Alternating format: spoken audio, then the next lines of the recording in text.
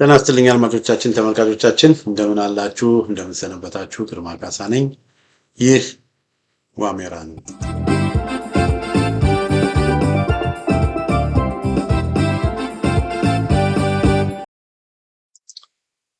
በዛሬው የዋሜራ መራ ግብራችን ወደ ወለጋ ወስዳችኋለሁ ወለጋ ምን እየሆነ ነው ወለጋ ምን እየተደረገ ነው በሚል ዙሪያ አንዳንድ ያገኘዋቸውን አንዳንድ መረጃዎች አካፍላችኋለሁ አድማጮቻችን ተመልካቾቻችን እንግዲህ ያው ሁላችሁም እንደምታውቁት በወለጋ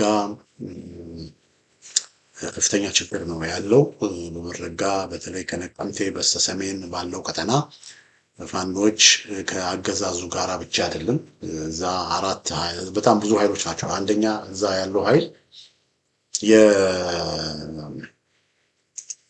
የአገዛዙ አለ ራሱን መከላከያ ብሎ የሚጠራው አገዛዙ በዛ አለ ከአገዛዙ በተጨማሪ ደግሞ የራሳቸውን የአባገዳ ኮማንዶ ተብሎ የሚጠሩ በጣም የሰለጠኑ በጣም የታጠቁ በጣም ጨካኞች ብዙዎቹ ከአርሲ ከባሌ ከምናምን አካባቢ የመጡ እነ ሽመልስ አብዲሳ ቆሻሻ ስራቸውን እንዲሰሩላቸው ያደራጇቸው ሰዎች አሉ እና እነዚህ የአባገዳ ኮማንዶዎች ይባላሉ በጣም የሰለጠኑ ናቸው እና በጣም መከላከያ የማይዘውን ራሱ ትጥቅ የታጠቁ ናቸው መከላከያ የማይዘውን ትጥቅ በጣም ከባባድ መሳሪያዎችን ሁሉ ምን ያደረጉ ናቸው የታጠቁ ናቸው አባገዳ ይባላሉ የአባገዳ ኮማንዶዎች ተብለው የሚታወቁ ናቸው እነዚህ ሁለተኛው ቡድን ነው እንግዲህ አድማጮቼ ተመልካቾቼ ሌላው ሶስተኛው ቡድን ሌላው ሶስተኛው ቡድን እንትን ነው የኦሮሞ ልዩ ኃይልም አለ የኦሮሞ ልዩ ኃይል ሶስተኛው ቡድን ነው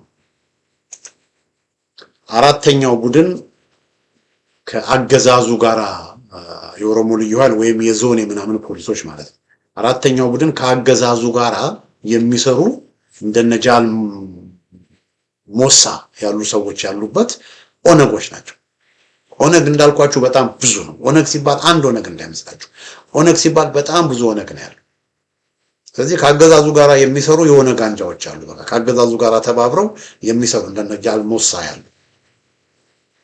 አምስተኛ እዚህ አካባቢ የሚንቀሳቀሰው በጃል ምሩ የሚመራው ኦነግ አለ አምስተኛ ስለዚህ አንዱ ከአገዛዙ ጋራ የሚሰራ ኦነግ ሌላው ደግሞ ከአገዛዙ ጋራ የሚዋጋ በጃል ሞሳ በጃልመሮ የሚመራው ኦነግ አምስተኛ አለ ስድስተኛ የአማራ ፋኖ ወለጋ እዝ አለ ሰባተኛ የአማራ ፋኖ ቢዛሞ እዝ አለ ስለዚህ በአጠቃላይ 7 ኃይሎች ነው ያሉት 7 የኃይል አስተላለፍ ነው እንግዲህ እነዚህ ተባቶ የታጠቁ የእርስ በርስ ውጊያ የሚያደርጉ 7 ኃይሎች ናቸው ከነዚህ ከ7 አሉ አንዱ የጃልመሮ ኦነግ አለ የጃልመሮ ኦነግ ብዙ ኃይሉ እየተዳከመ በጣም እየመነመነ የመጣ ነው እና በዋናነት በምዕራብ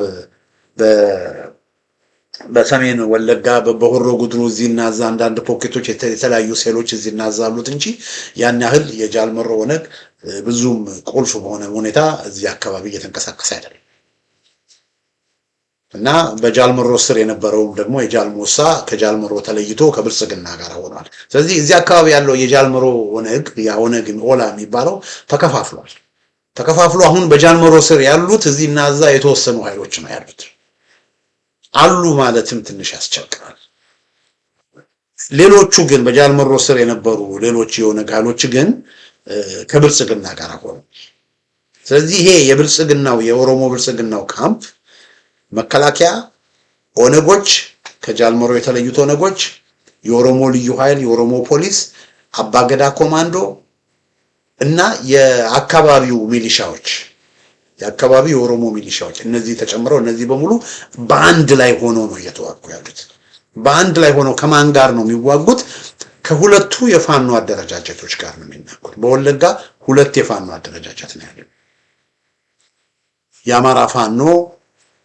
ወለጋ ቢዛሞና የአማራ ፋኖ በወለጋ እና እነዚህ ሁለት እዞች ያው አብረው እንዲሰሩ አብረው እነዚህን ሁለት እዞች በአንድ ላይ ለማምጣት አንዳንድ ስራዎች እየተሰሩ እንደሆነ አለው።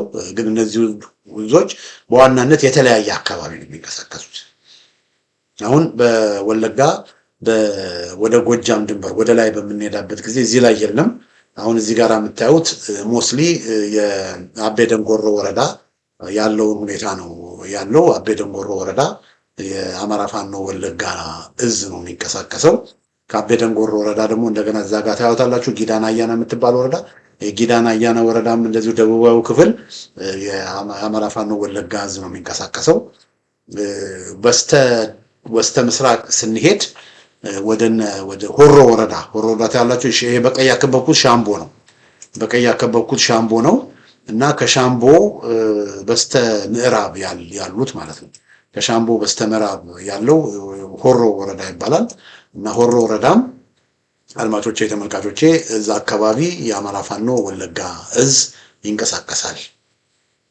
እንግዲህ እንደገና ከአቤ ደንጎሮ ወረዳ ወደ ላይ ጃርዴጋና ጃርቴ የሚባለው ቦታም የአማራ ፋኖ ወለጋ እዝ ይንቀሳቀሳል። እና የአማራ ፋኖ ወለጋ እዝ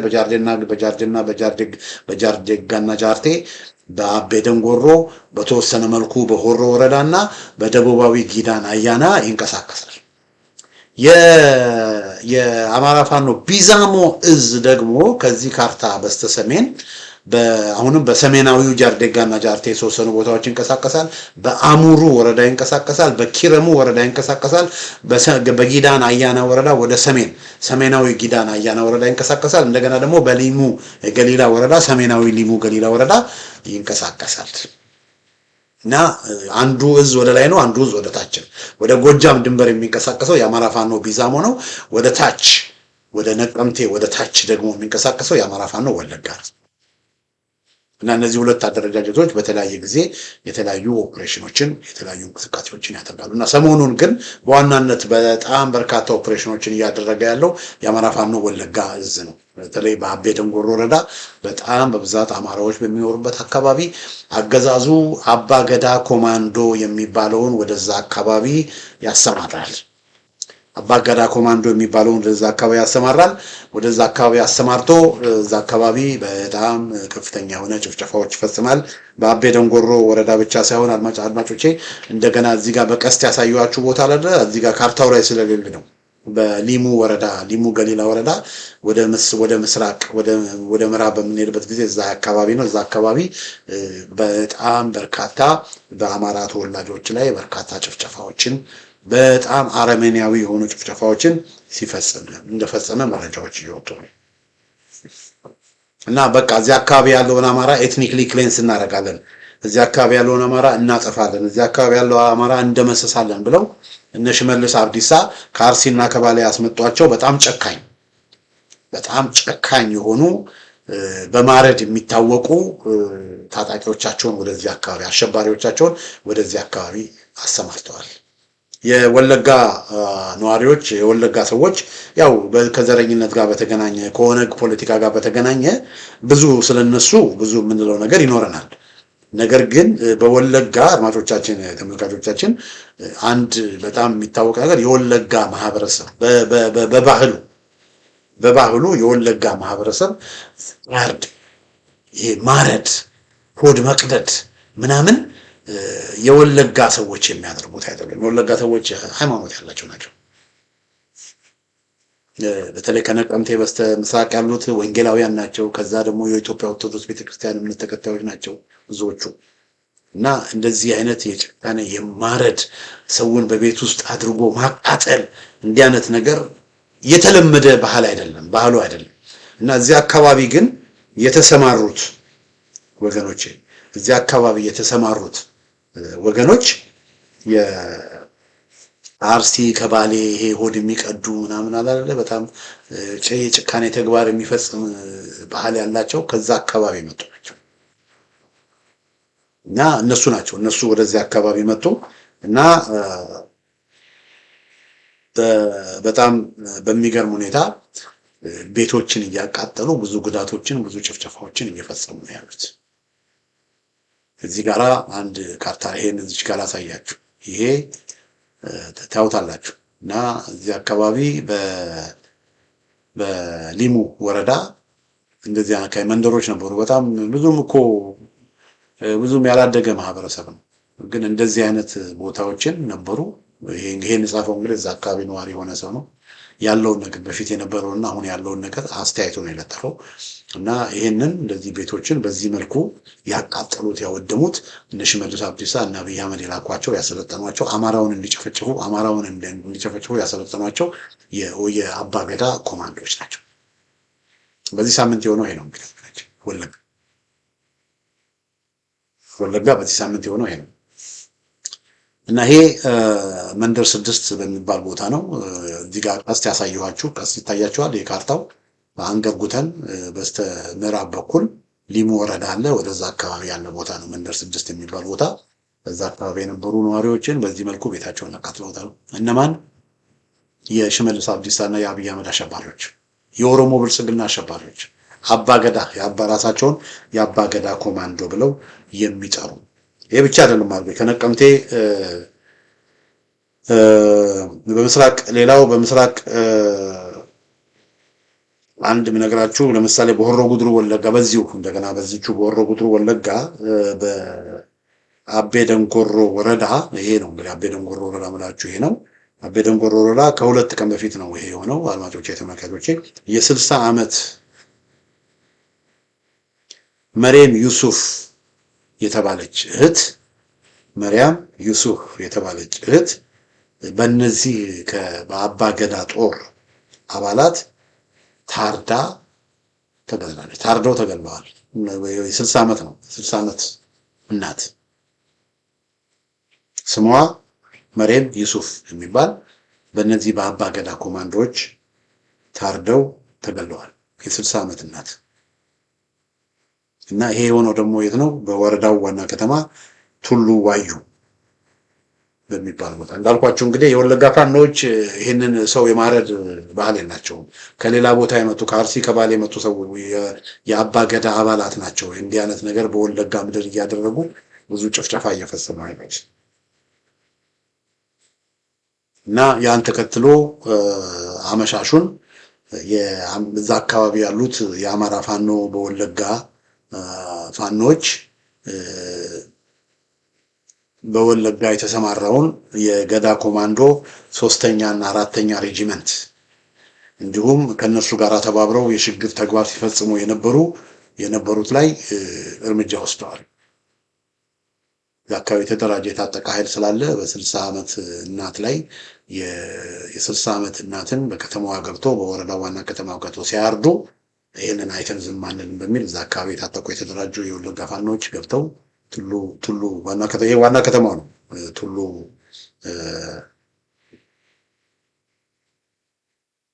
ስማቸውን እኮ ለመያዝ ትንሽ ቱሉ ዋዩ ዋና ከተማ ነው እና ቱሉ ዋዩ ገብተው የአባ ገዳ ኮማንዶ 3ኛ እና 4ኛ ሬጂመንትን ደምስሰዋል እና ያንንም ተከትሎ የወረዳውን ዋና ከተማ ቱሉ ዋዩን ሙሉ ለሙሉ ተቆጣጥረው በእጃቸው ስራ አስገብተዋል። እንግዲህ ከሁለት ቀን በፊት ነው። እስካሁን ሙሉ ያንን አካባቢ ካስገቡ በኋላ እርምጃ ከወሰዱ በኋላ አሁንም በከተማው ነው ያሉት። ከከተማው ወጥተዋል። የሚታወቅ ነገር ነው። ግን እስካሁን ይሄን ዜና እስካቀርብበት ጊዜ ድረስ ግን ፋኖቹ የዚህን የአቤ ደንጎሮ ወረዳ ዋና ከተማን ተቆጣጥረው እያስተዳደሩ እንዳለ ነው መረጃዎቹ የሚጠቁሙት። ከጥቂት ወራት በፊት ደግሞ እዚህ ጋር ትመለከቱታላችሁ። እንግዲህ ይሄ በአረንጓዴ ያከበብኩት አንዱ በቀይ በጥግ በኩል ያለው በቀይ ሻምቦ ነው። የሻምቦ ማለት የሆሮ ጉድሩ ወለጋ ዋና ከተማ ነው። ከዛ ወደ ምዕራብ በምንመጣበት ጊዜ ያው ቱሉ ዋዩ አለ፣ የአቤ ደንጎሮ ዋና ከተማ እና በቀይ በቢጫ ደግሞ ከታች ያከበብኳት የአንገር ጉተን ከተማ ናት። እና ከአንገር ጉተን ከተማ በቅርብ ርቀት ደግሞ ቱሉ ጋና የምትባል ከተማ አለች። ቱሉ ጋና ከተማንም የአማራ ፋኖ ወለጋ ተቆጣጥሯት እዛ አካባቢ ሜጀር ኦፕሬሽን አድርገው እዛ አካባቢ ያለውን የአገዛዙን ጥምር ኃይል ደምስሰው ብዙ የተሳካ ስራዎችን እዚህ አካባቢ ሰርተዋል። እና እንግዲህ ይሄ የምታዩት ከነቀምቴ በስተሰሜን ያለው አካባቢ ነው። ከነቀምቴ በስተሰሜን ያለው የወለጋ አካባቢ እንደምታዩት ተራራማ አካባቢ ነው። አማራዎች በብዛት የሚኖሩበት ቦታ ነው። ከድሮም አማራዎች በብዛት የሚኖሩበት ቦታ ነው። እንደገና በተጨማሪ ደግሞ በሰፈራ ከወሎ ከትግራይ በብዛት እዚህ አካባቢ መጥተው እዚህ አካባቢ አሁን ካርታውን በምታዩበት ጊዜ አሁን ቱሉ ገና ቱሉ ዋዩ ድሮም የነበሩ ከተሞች ናቸው። ድሮም የነበሩ ከተሞች ናቸው። አሁን በቱሉ ጋና በቱሉ ዋዩ በእነዚህ ቦታዎች በነኪረሙ በነጉተን በእነዚህ ቦታዎች አማራ በብዛት ይኖር ነበር ድሮ እና ከወሎና በድርቅ ጊዜ ከወሎና ከእንትን የመጡትን የተለያየ ቦታ መንደር 14 መንደር 6 መንደር 20 ምናምን ተብለው መንደር የሚል ስም ነው የተሰጣቸው እና እዚህ ቦታ ላይ መንደር 6 መንደር 3 መንደር 5 ተብለው የተጠሩ ቦታዎች አሉ። እዛ ከወሎና ከትግራይ በድርቅ ምክንያት የኮሎኔል መንግስቱ አስተዳደር እዛ ሰፍረው እዛ እንዲኖሩ ያደረጋቸው ያንን እዛ ሰፍረው የመኖር ደግሞ መብታቸው የተረጋገጠ ነው። ለምን ሁሉም ኢትዮጵያ ሀገራቸው ነው። ግን ከነዚህ በሰፈራ ከመጡት በተጨማሪ በብዙ በመቶ ሺህ እጥፍ ግን ወገኖቼ ከበፊትም እዚህ አካባቢ የሚኖሩ አማራዎች ነፍ ናቸው እና በደንጎሮ ወረዳ ኦልሞስት 70% የሚኖረው አማራ ነው። እዚህ አካባቢ በአጠቃላይ ግማሹ እዚህ አካባቢ ከነቀምቴ በስተሰሜን አካባቢ ያለው ማህበረሰብ የወለጋ ግዛት ግማሹ አማራ ነው እና ለዚህ ነው እዚህ አካባቢ የአንገር ጉተን ልዩ ዞን የሚል ጥያቄዎች እየተነሱ የአንገር ጉተን ልዩ ዞን የሚል ጥያቄዎች እየተነሱ የአንገር ጉተን ልዩ ዞን ማለት ምንድነው? ይሄ ኦሮሚያ የሚባለው ግዛት ኦሮሚያ ተብሎ ሊቀጥል አይችልም እና እዚህ አካባቢ የኦሮሞ ለኦሮሞ በኦሮሞ የሚል አሰራር ተቀባይነት የለውም። እዚህ አካባቢ የምትኖሩት አማራዎች ሀገራቸው አይደለም ይሄ የኦሮሞ ምድር ነው የሚለው ነገር ተቀባይነት የለውም። ስለዚህ የአማራ አገሩ ሁሉም ኢትዮጵያ ነው። ስለዚህ እዚህ አካባቢ የሚኖረው አማራ ከኦሮሞ ባልተናነሰ ከኦሮሞ እኩል መብቱ ተከብሮ የመምረጥ የመመረጥ መብቱ ሊረጋገጥለት ይገባል። ከኦሮሞ ያነሰ አይደለም እዚህ ቦታ ኦሮሞ አንደኛ አማራ ሁለተኛ የሚሆን ነገር በወለጋ ውስጥ ተቀባይነት የለውም። ወለጋ የአማራው ሀገር ነው፣ የኦሮሞም ሀገር ነው፣ የአማራውም ሀገር ነው። ስለዚህ እዚህ አካባቢ መብታችን ይከበር፣ በቋንቋችን የመማር በቋንቋችን አገልግሎት የማግኘት በቋንቋችን የመተዳደር መብታችን ይከበር። ስለዚህ የአንገር ጉተን ልዩ ዞን ይኑር የሚል የፖለቲካ ጥያቄ ልክ ያው በወልቃይት በራያ የወልቃይት ማንነት የምናምን እንደሚባለው እዚህም አካባቢ የአንገር ጉተን ልዩ ዞን ጥያቄ እየቀረበ ነው እና ይሄ አካባቢ እንግዲህ የፖለቲካውን በአንድ በኩል የፖለቲካ ግለቱም እየተቀጣጠለ ነው፣ በሌላ በኩል ደግሞ ወታደራዊ ግለቱም እየተቀጣጠለ ነው። እዚህ አካባቢ መከላከያ ፋኖችን ለማጥፋት በርካታ ዘመቻዎችን ከዚህ በፊት አድርጓል። ወገኖች ግን ፋኖችን ሊያጠፋ አልቻለም። ለምን? ፋኖቹ ለህልውና ነው፣ ለደህንነት ነው። በቃ ካልተዋጉ ራሳቸውን ካልመከቱ ይጠፋሉ። አሁን ከፍተኛ ሰራዊት እዚህ አካባቢ ልኮ ብዙ ነገሮችን ማድረግ ቻለ። ግን ምንድነው ያስከተለው? ጦርነቱ የበለጠ እንዲቀጣጠል አስከተለ። ስለዚህ በርካታ አማራዎች ተፈናቀሉ፣ በርካታ ኦሮሞዎች ተፈናቀሉ። ከቱሉ ዋዩ የተፈናቀሉ ኦሮሞዎች በጣም ብዛት አላቸው። ወደ ሻምቡ አካባቢ ተፈናቅለው ሄደዋል ከጦርነቱ የተነሳ። ስለዚህ ነገሩ እየተባባሰ የአማራና የኦሮሞ ጦርነት እየሆነ የሚመጣ ከሆነ ነገሮች የበለጠ ይበላሻል። እና አብይ አህመድ እዚህ አካባቢ የኦሮሞ የአባገዳ ሰራዊት እያመጡ በግፍና በጭካኔ እንደዚህ አይነት ተግባሮችን በአማራው ማህበረሰብ ላይ የሚፈጽሙ ከሆነ መጨካከን ይመጣል። ስለዚህ ይሄ የዘር ፖለቲካ በቃ ለኢትዮጵያ ያመጣልን ነገር ቢኖር ወገኖች ይሄ ነው።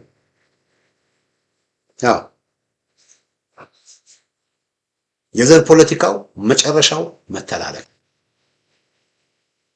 መተላለቅ።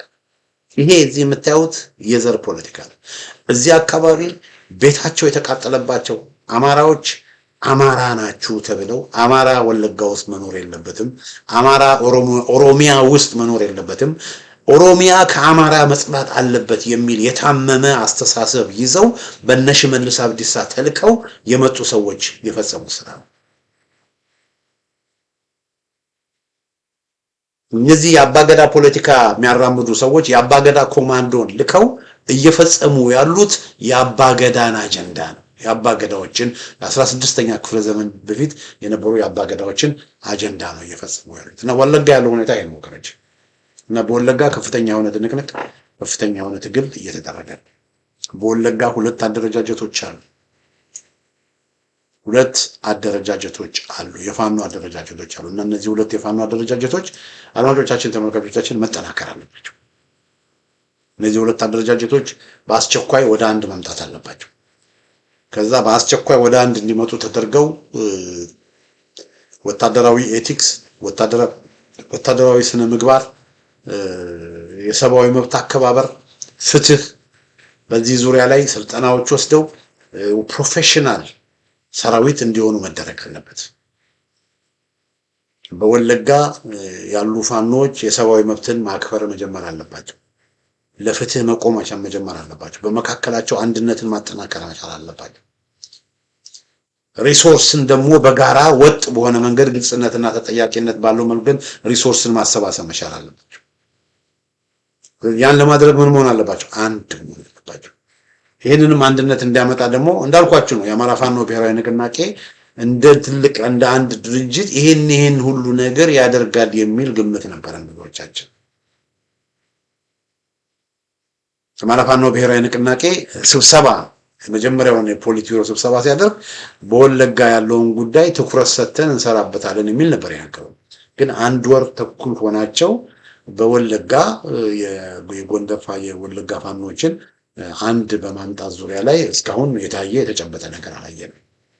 እንግዲህ ሰው እንደዚህ የሆነ ያለቀ ባለበት ሁኔታ ሰው በዚህ ሁኔታ ትልቅ ችግር ውስጥ እየገባ ባለበት ሁኔታ እነዚህን ማህበረሰባት የሚጠብቁ ወገኖችን ማጠናከር የግዴታ አንገብጋቢ ሁኔታ ሆኖ ያለ የአማራ ፋኖ ብሔራዊ ንቅናቄ የወለጋን ጉዳይ ብዙም እንደሚገባው ትኩረት ሳይሰጠው አሁንም የወለጋ ፋኖች አንድ ላይ ሳይሆኑ እስካሁን ድረስ መቆየቱ ተቀባይነት ሊኖረው አይገባም። ኢመርጀንሲ መሆን ነበረበት።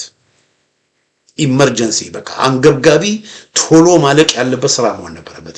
የወለጋ ፋኖችን አንድ ማምጣት ግን የአማራ ፋኖ ብሔራዊ ንቅናቄ ሊደርሽፕ ያንን ማድረግ አልቻለም። ስለዚህ ነው የአማራ ፋኖ ብሔራዊ ንቅናቄ ሊደርሽፕ ላይ ከጊዜ ወደ ጊዜ አድማጮቼ ተመልካቾቼ ጥያቄዎችን መጠየቅ የጀመርኩት በዚህ ምክንያት ብዙ በቃ አንዳንድ ነገሮችን ሲሪየስሊ የአማራ ፋኖ ብሔራዊ ንቅናቄን በተመለከተ ሲሪየስሊ ማሰብና መጠየቅ ያለብን ይመስለኛል።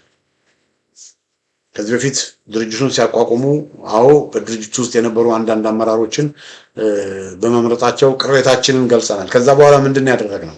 ድርጅቱን መደገፍ አለብን፣ ከድርጅቱ ጎን መቆም አለብን በሚል ይሄው አንድ ወር ተኩል ከድርጅቱ ጋር ቆመን አብረን እየሰራ በቃ በተቻለ መጠን ነገሮች እንዲስተካከሉ የድርሻችንን ስናበረክት ቆይተናል። ነገር ግን ድርጅቱ ከአንድ ወር ተኩል በኋላ ግን እውነቴን ነው ለመናገር ከሆነ ምንም የተጨበጠ የሚታይ ነገር ብዙ አናይም።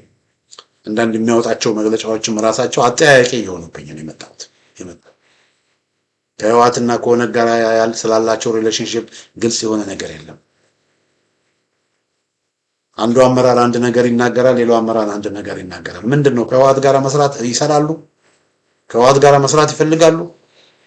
ከህወሓት ጋራ ከኦነግ ጋራ ከነ አንዳርጋቸው ከነ ምናምን ጋራ ቁጭ ብለው እየተነጋገሩ ነው። ምንድነው እየሆነ ያለው? ጊዜያቸውን የሚያጠፉት የሸዋ ፋኖችን አንድ በማድረግ ላይ፣ የጎንደር ፋኖችን አንድ በማድረግ ላይ፣ የጎንደር ፋኖች እንኳን አንድ ሆነዋል፣ የወለጋ ፋኖችን አንድ በማድረግ ላይ ነው ወይስ ውጭ ሀገር ካሉ ከነ ሻለቃ ዳዊት ከነ ኦነጎች ከነ ጃዋር ከነ ምናምን ጋራ በመነጋገር ነው ጊዜ የሚያጠፉት? እና ለምንድነው የህልውናውን ትግል ወደፊት የሚያሻግር ውጤት ያለው ስራ ለምንድነው ማናየው? ምንሰማው ግን ምንድነው? በተለያዩ ዓለም አቀፍ ሚዲያዎች በተለያዩ ፐንዲቶች ምንሰማው ግን ፋኖ ከህወሓት ጋር ሊሰራ ነው፣ ፋኖ ከህወሓት ጋር መስራት አለበት፣ ፋኖ ከኦነግ ጋር ከሻቢያ ጋር ከነምናምን ጋር ሆነው ተቀናጅተው እየሰሩ ነው የሚል ወሬ ነው ምንሰማው።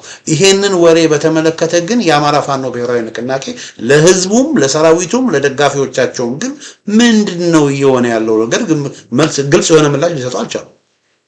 ከህወሓት ጋር እየሰሩ ነው፣ ከኦነግ ጋር እየሰሩ ነው ወይስ እየሰሩ አይደለም?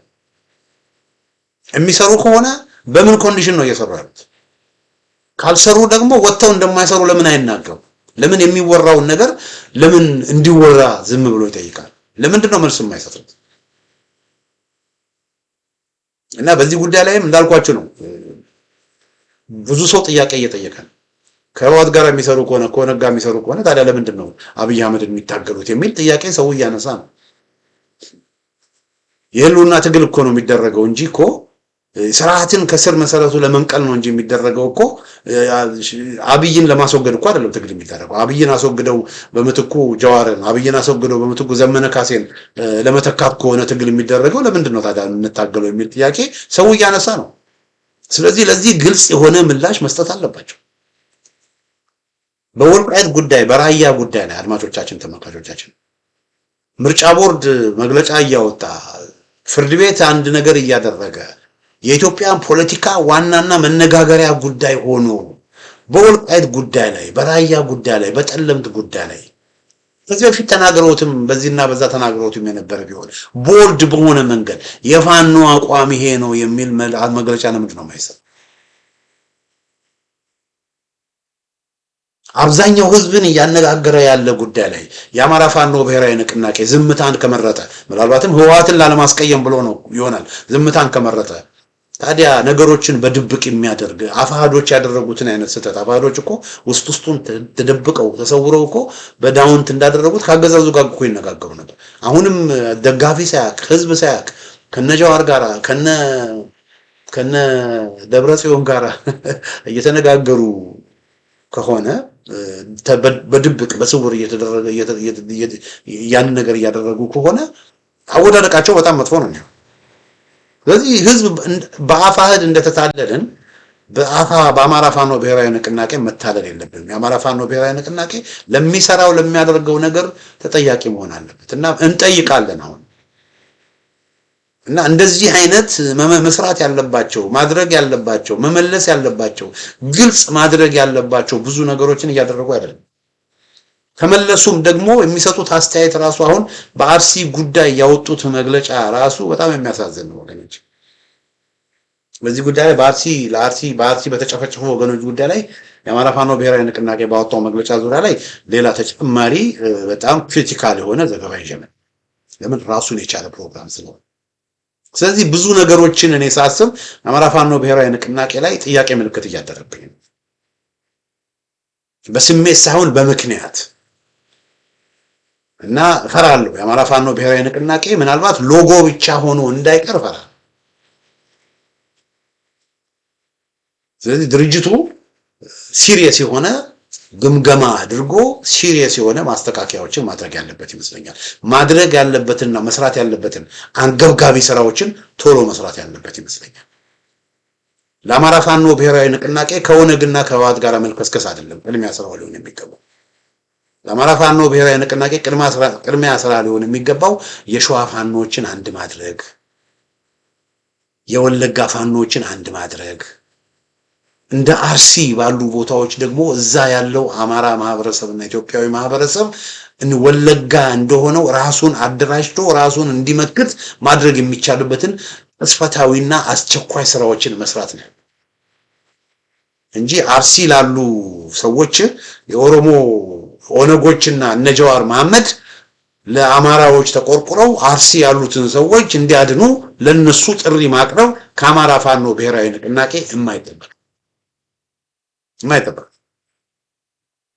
እና ይሄ እንግዲህ ትኩረት ሊሰጠው የሚገባው አድማጮች ይሄ ነው። ወለጋ በዚህ መልኩ ቤቶች እየተቃጠሉ ነው። ስለዚህ የወለጋ ፋኖችን ኢምፓወር ማድረግ ቶሎ ኢምፓወር ማድረግ ያስፈልጋል። የወለጋ ፋኖችን አንድ ሆነው በአንድ ላይ ተጣምረው በሪሶርስ በሁሉ ነገር እንዲጠናከሩ ማድረግ ያስፈልጋል።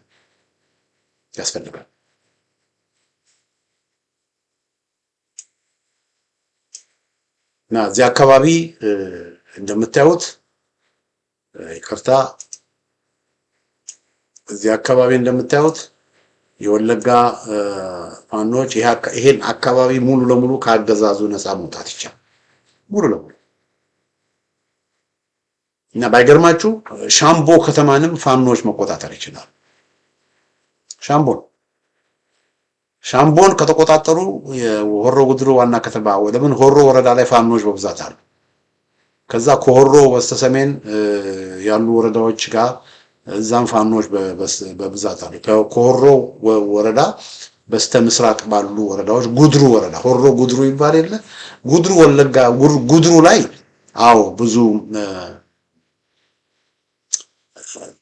ኦሮሞዎች በብዛት ግን የፋኖች እንቅስቃሴ በተቻለ መጠን የኦሮሞ ማህበረሰብን ፍላጎትና ጥቅም ባስከበረ መልኩ ከተቃኘ ከኦነጎች ጋር ሳይሆን ከኦሮሞ ማህበረሰብ ከኦሮሞ ማህበረሰብ ሽማግሌዎች አባቶች ጋር ንግግሮች ከተደረገ የጉድሩ ያሉ ኦሮሞዎችንም ድጋፍ በማግኘት ይሄ አንዱ ወደ አዲስ አበባ የሚያስገባ መስመር ሊሆን ይችላል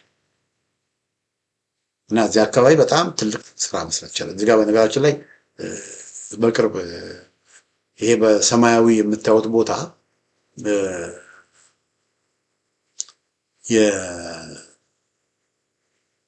እንትን ነው ምንድነው የደደሳ ወንዝ ነው። ከታች የምታዩት የደደሳ ወንዝ ከታች የምታዩት የደደሳ ወንዝ ነው። ከላይ የምታዩት ደግሞ የአንገር ወንዝ እና የአንገርና የደደሳ ወንዝ አንገር ጉተን አካባቢ ይደባለቅና ደደሳ ሆኖ ይላል እና እነዚህ ትላልቅ ወንዞች ናቸው።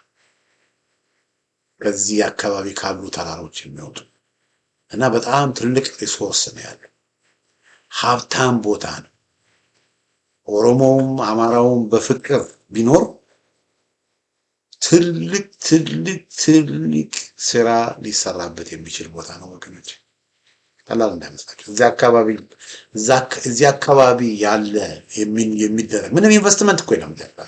በነገራችን ላይ ወደ ዛፍ ሄዶ የፊንጫ ሱካር ፋብሪካ አለው ላይ ስትሄድ እና እዚህ አካባቢ ከጎጃም በቃ ይሄ አካባቢ ምን አለፋችሁ ወገኖች በጣም በተፈጥሮ የታደላል። እዚህ አካባቢ ኦሮሞና አማራ እርስ በርስ መገዳደሉ ቆሞ በፍቅር ሁለቱም እኩል የሆኑበት አንድ መስተዳደር ቢኖር እና አንገርጉተን እነ ኪረሙ የትና የት ይደርሳል። እና ግን አንፎርቹኔትሊ አሁን የአካባቢ የጦርነት ቀጠና ፋኖቻችን ለምባዮቻችን እንግዲህ የወለጋ ፋኖች ትንቅንቅ በተመለከተ ያዘጋጀው ዝግጅት ይመስላል። ሁለት ከተማ ይዘዋል እና መንደሮችን ደግሞ በአባገዳ ኮማንዶዎች እዚህ ጋር እንደምናየው እያቃጠሉ ነው። አሁንም ስጋቱ አለ። ስለዚህ የሁላችንም ትኩረት ወለጋ መሆን አለበት። አድማጮቻችን፣ ተመልካቾቻችን እንግዲህ ተጨማሪ ሁኔታ ካለ ተመልሼ እመጣለሁኝ። ያለውን ሁኔታ በቅርበት ተከታትዬ ያለውን ሁኔታ አጋራቸዋለሁኝ። የኦሮሞ አክራሪዎች ኦነጎች በፋኖች ላይ ከፍተኛ ዘመቻ፣ ከፍተኛ ቅስቀሳ እዛ አካባቢ ባለው ማህበረሰብ ላይ እልቂት እንዲፈጠር እየቀሰቀሱ ነው። እንደ ኦሮሞ ሚዲያ ኔትወርክ ያሉ እየቀሰቀሱ ነው። ሆኖም ይሄ ነገር ወደ ከፋ የዘር እልቂት እንዳይመጣ ስጋት አለኝ እና እዚህ አካባቢ በአማራ ፋኖች ላይ በአማራው ማህበረሰብ ላይ እልቂት እንዲታወጅ የዘር ጭፍጨፋ እንዲታወጅ ጥሪ እያደረጋችሁ እየቀሰቀሳችሁ ያላችሁ አንዳንድ የኦሮሞ ልሂቃን እና የኦሮሞ ፖለቲከኞችና የሚዲያ ሰዎች አደብ ብትገዙ ጥሩ ነው እላለሁ። ለምን አሁን ሁሉም ታጥቋል፣ ሁሉም ተደራጅቷል። ስለዚህ እንግደል ብላችሁ ብትመጡ እናንተም እንደምትሞቱ ማወቅ አለባችሁ።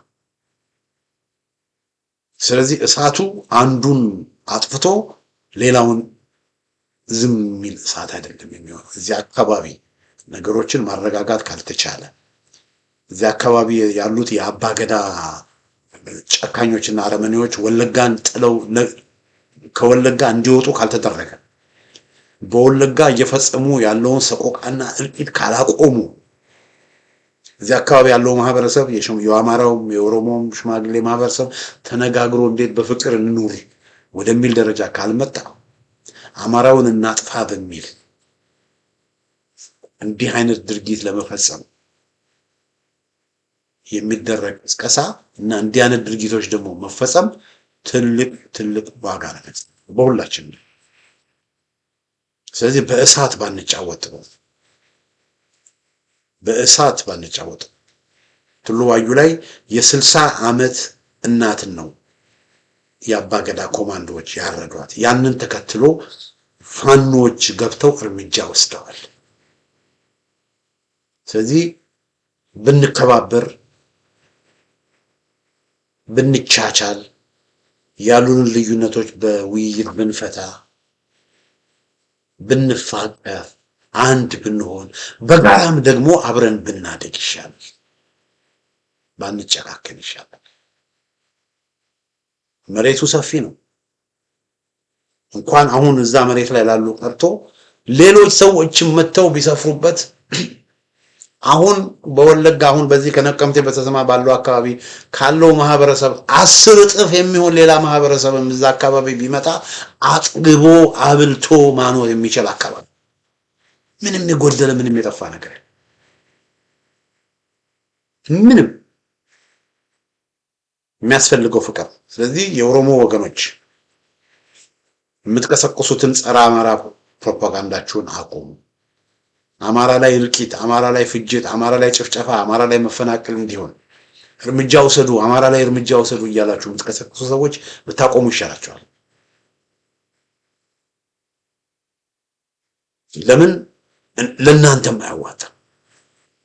እና ይሄንን ነው ማለት የሚያስፈልገው። እና እዛ አካባቢ ያለው ማህበረሰብ ይሄ አባገዳ ኮማንዶ የሚባለው ከዛ አካባቢ ወጥቶ ውይይቶች፣ ንግግሮች መደረግ አለባቸው። እንግዲህ ይሄንን ነው ማለት የምፈልገው። አድማጮቼ፣ ተመልካቾቼ ስላዳመጣችሁኝ አመሰግናለሁ። በሌላ ጊዜ በተመሳሳይ ፕሮግራም እስከምንገናኝ ደህና ሁኑ።